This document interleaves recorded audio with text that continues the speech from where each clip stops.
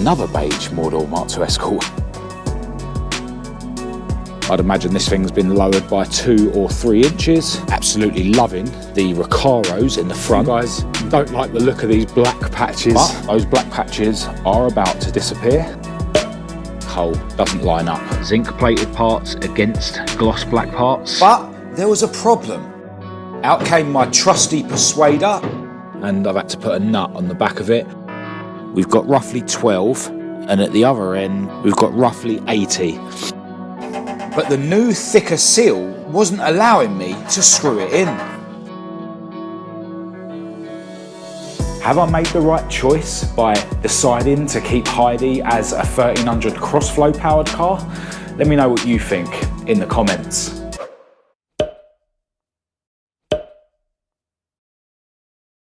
Hello and welcome to this video. I'm Marcus Hayes, and today I've come round the garage in the freezing cold to make some more progress on Heidi, my hearing aid beige model Mk2 Escort.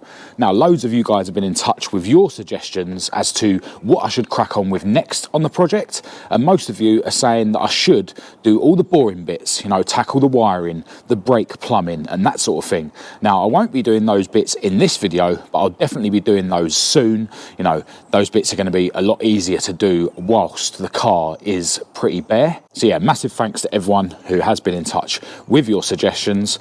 Now, before we get on to messing around with my beige model Mk2 Escort, there's another beige model Mk2 Escort around here at the garage. So let me show you that.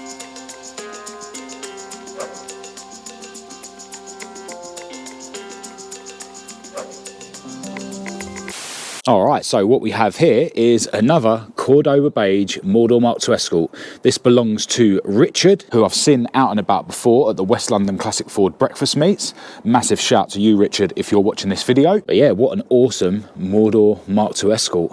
According to the badging on the back, it was a 1300L. And it was an automatic. The 1300 crossflow and automatic gearbox have long departed and been replaced with a 2 litre Zetec, which we'll have a closer look at in a minute. Absolutely loving the banded steels that it's sitting on. I'm not actually sure what these steels would have come off originally. I thought they might be the same ones that I've got fitted to Maud, which were 4.5J Mk3 Escort steelies originally, but these ones have got more holes than Maud's ones. I'm pretty sure they're not Mk2 Escort steelies because they have square holes. But yeah, loving the look of those. The stance is really cool as well. I'd imagine this thing's been lowered by 2 or 3 inches. But yeah, we will have a quick look in the cockpit. I'm sure Richard won't mind. Absolutely loving the Recaros in the front. Awesome pattern on them. Not sure what they would have come out of originally. But yeah, got an aftermarket steering wheel. I think actually that's an STR steering wheel, the same brand that I use on my cars. I can see a cheeky line lock for burnouts. But yeah, this thing obviously would have had a brown interior originally. You can see it's still got the brown door cards, still got the brown rear seat. It's got a half cage in the back as well. Headlining's been stripped out. But yeah, what an awesome place to be. Absolutely love those Recaros. As I say, the automatic gearbox has been removed and it's now got a 5-speed Type 9. Loving the aftermarket little gauge pod down there. So into the engine bay, and as I say, it's running a 2 litre Zetec. This is a black top Zetec, but it's got the silver top cover, which are less prone to leaks than the plastic black top covers. As you can see, it's running on a set of motorbike throttle bodies. Loving the alloy rad. Got I think that's a Raceline water rail. Yep, you can see Raceline there. These are pretty cool because it puts the thermostat in a similar position to like how a BDA would be, and yeah, way more serviceable than the junk water rail that I've got in Maud. But yeah, cheeky strut brace to stiffen things up. Yeah, just a really tidy Zetec setup. Richard's Mk2 might actually be getting graced very soon by my good friend Rob's talents. And I'm sure you'll all agree that with a fresh coat of Cordoba beige, this thing's going to look absolutely awesome. And Richard is toying with the idea of removing the chrome trims while he's at it.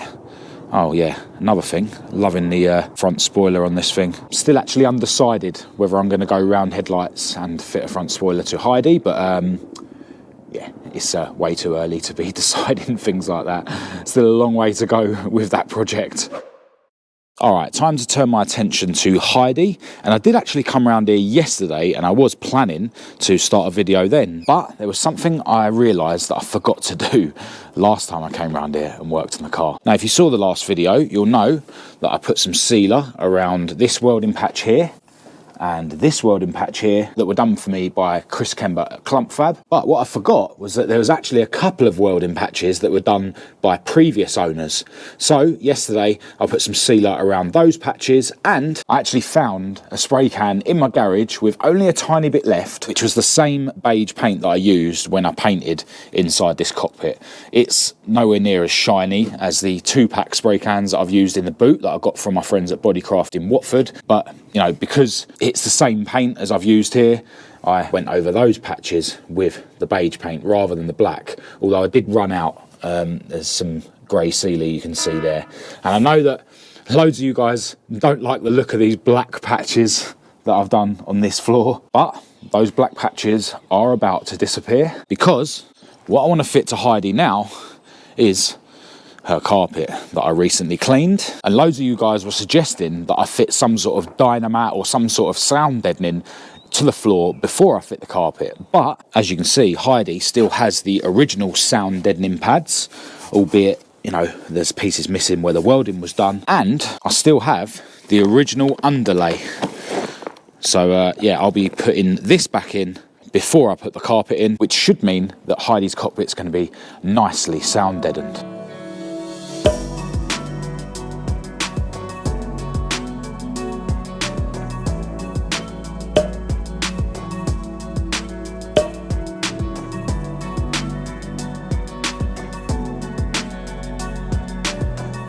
Alright, so that's the carpet and the rear seating. I was really struggling trying to figure out where the sound deadening goes behind the carpet, but I think I've pretty much got it right. I've got a load over the gearbox tunnel there, and then there was a little patch which I think goes over the diff area. And yeah, that's going to deaden the sound of the gearbox and the diff when you're driving the car. A couple of things to note about this carpet. First of all, it came out of a 2-door, which is absolutely fine. But also, you'll see here that the gear stick hole doesn't line up. And what that tells me is that this brown carpet came out of an RS2000, because the RS2000 gear stick hole is further back. Now, that's not an issue. I can, you know, cut this out when the time comes. I'm hoping that the centre console is going to come round and cover most of this. I might have to stitch a piece of carpet in there, but, you know, when the seats are in and all that, yeah, I should be able to make it subtle, and then I'll have a piece to put in there where a previous owner has cut a hole in the carpet. But yeah, really cool to have a carpet in here. Loads of you guys got in touch to suggest that I use a jet wash to wash this carpet. In the last video I used some sort of stain remover to do quite a good job on it, and the plan was always to use a jet wash to wash this carpet. I was supposed to do it in the summer before the cold weather came, and that didn't happen, and I don't want to wait until this summer to do it, and yeah, in this weather it just wouldn't dry. So yeah, the carpet's in. It's not that much of a mission to remove if I wanted to do a better job of it in the summer, or maybe I'll even use that stain remover again at some point in the summer to do another job. But yeah, really cool to have a carpet back in Heidi. And got to send another massive thanks out to Casey, who actually gave me this carpet. And don't worry, it'll still be easy for me to fit the wiring loom that just runs down the side here. And now that I've got the rear seat fitted again, I can throw things like the windscreens and the door cards back on there, because I don't have loads of storage. So that's part of the reason why I'm not just getting the whole car painted and then building it. You know, I have to do things in stages, because yeah, storage is an issue, and you know, if the whole car was painted on the outside, it's inevitable that something would get scratched during the rebuild. Alright, so if you've been following this build, you'll know that whilst the body shell was away with my good friend Rob, I've been restoring loads of parts so that they're ready to bolt to the body shell. And I want to bolt some of those bits to the car now. I'm going to start with the brake servo and the pedal box. And these actually both bolt together. So the pedal box bolts into the car, and then the servo actually mounts on those same studs. Another reason why I'm choosing to fit the brake servo now is that when the brake servo's in, and the master cylinder obviously, I'll be able to make up the brake pipes, because I want to make up brand new brake lines throughout on this car. Now you'll notice that the master cylinder is looking a whole lot better than it did in the last video, because while I was around here yesterday, I gave this thing a quick paint. I've also cleaned up the reservoir. But yeah, I literally gave this a quick clean with brake cleaner, keyed it up, and then I sprayed it with the Kent primer, and then give it a coat of the wheel silver. And I think you'll agree that along with the cleaned up reservoir and the freshly painted servo and tower, that looks awesome, and it's going to look even better once it's bolted into the engine bay. I actually don't have a cap for this reservoir, so if any of you guys out there have got one you can sell me, do get in touch. But yeah, itching to fit this thing. Another thing I did yesterday was to replace all the nuts here that hold the servo to the tower, and zinc plated parts against gloss black parts. Just looks so good. Really happy with how this pedal box came out as well. This thing got stripped literally down to each individual component. I sent all the clips and springs away to get re-zinc plated, and then gave the rest of it a coat of satin black. So yeah, time for me to get these bits bolted into the car. And I'm switching the bolts out for some Tool Station specials.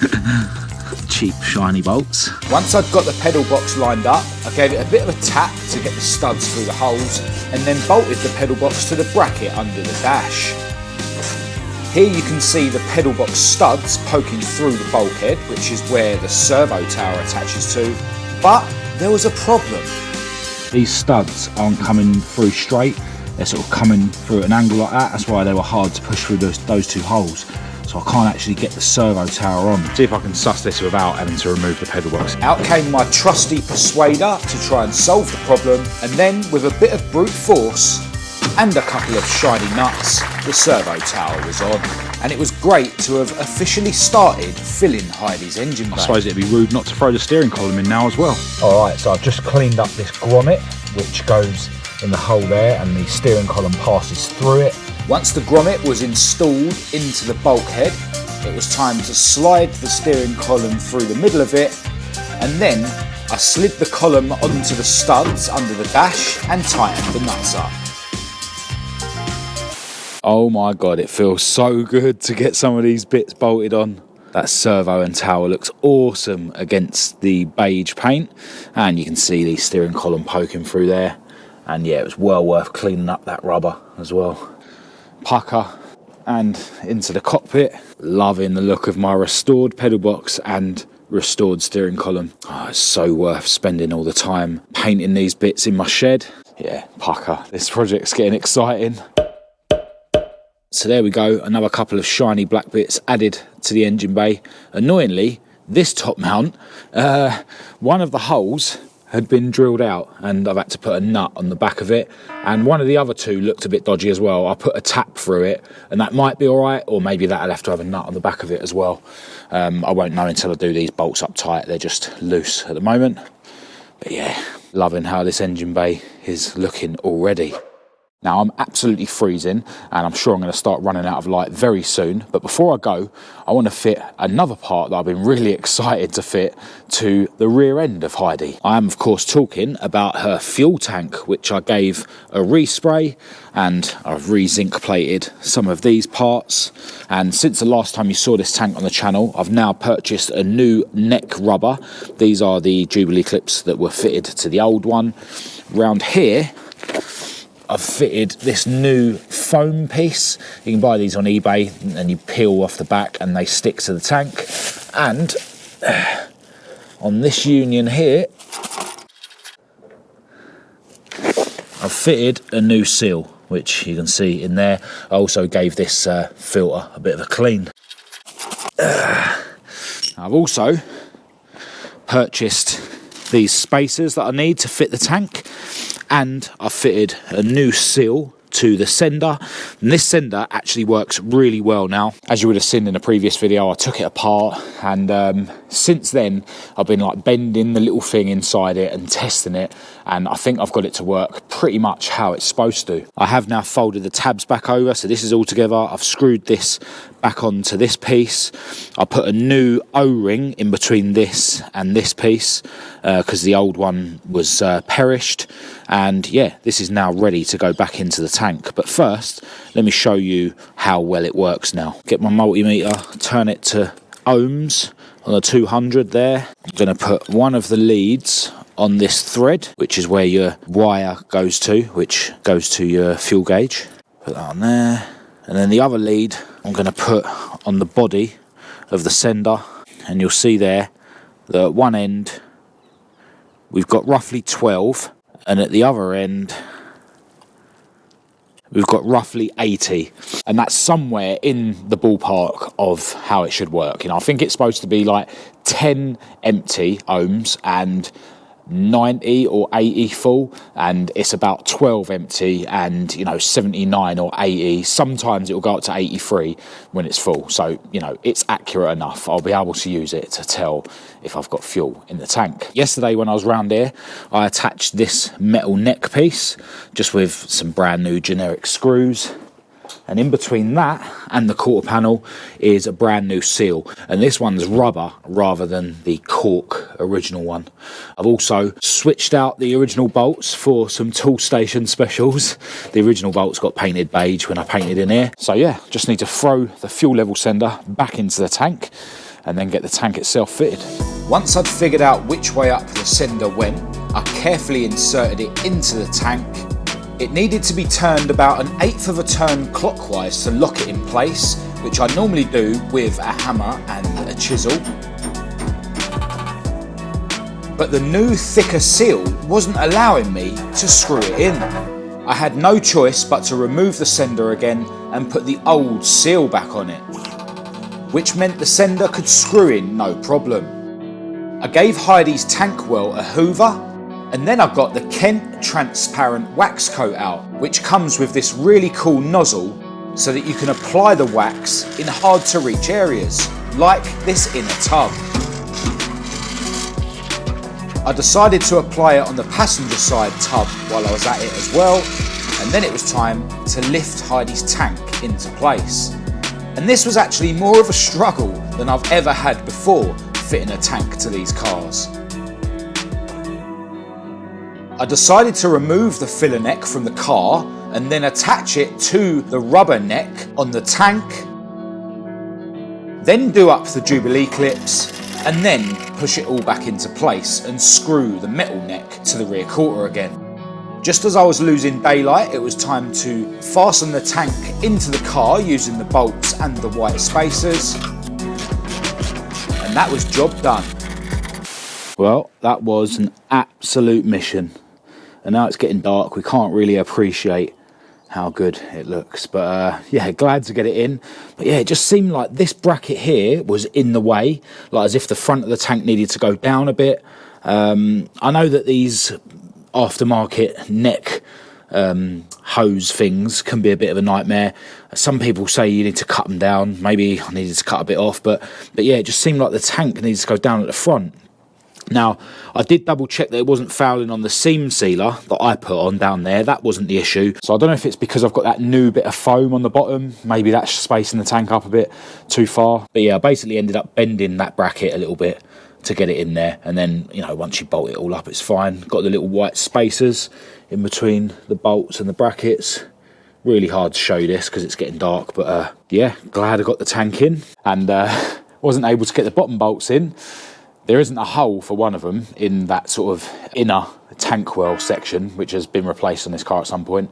And the other one I couldn't get in because the clip was around the wrong way on the tank, but it doesn't matter. Even on Maud's tank, it's only the top bolts holding it in, so it'll be absolutely fine. And yeah, now the tank is in, I'll be able to, you know, sort out the fuel lines when I want to, in the same way that now that the master cylinder and servo are in, I'll be able to start doing the brake lines. And the plumbing, along with the wiring, was the things that you guys suggested I do first. So yeah, didn't make nearly as much progress on this thing around here today as I was planning, but that is usually the case, and I'm just happy that I've made some progress. So I think what I'm going to do now is tidy all this up. I can chuck all this stuff onto Heidi's rear seat now that that's fitted, and then yeah, just tidy up around here before I completely run out of light. And if I've got time, I'd like to start utilising these new storage boxes that I've got to better arrange some of the materials I've got, you know, sealers and paint stuff and whatnot. But